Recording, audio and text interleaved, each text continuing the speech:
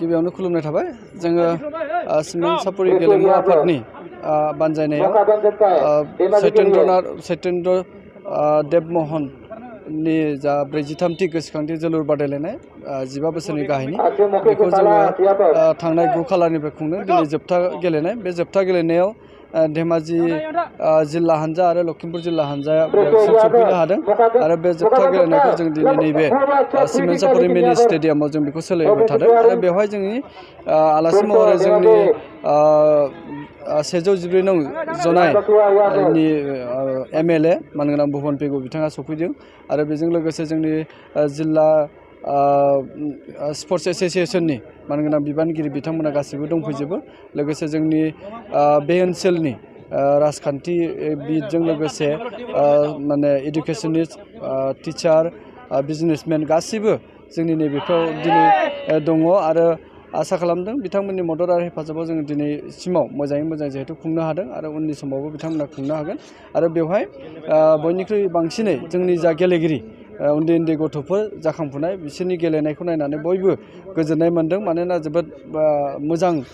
गेलेनाय बेयाव जागासिनो दं आरो जेबो दावराव दावसिबो जेबो जायाखै कमप्लेन जेबो गैया दासिमबो दा बेबायदि हिसाबै जोङो मोजाङैनो फोजोबनो हागोन होननानै आं मिजिंथिदों आरो उननि समफोरावबो जों बेबायदिनो गेलेनायखौ खुंफुंनो हागोन होननानै मिजिंथिदों সিমেন্ট সাপৰি ক্ৰীড়া সন্থাৰ উদ্যোগত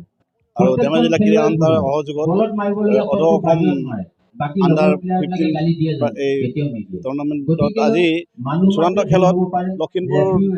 FC বনাম আমাৰ ধেমাজি জিলা একাদশ আছিলে তাত 2-1ত ধেমাজি জিলা একাদশে জয় হৈছে।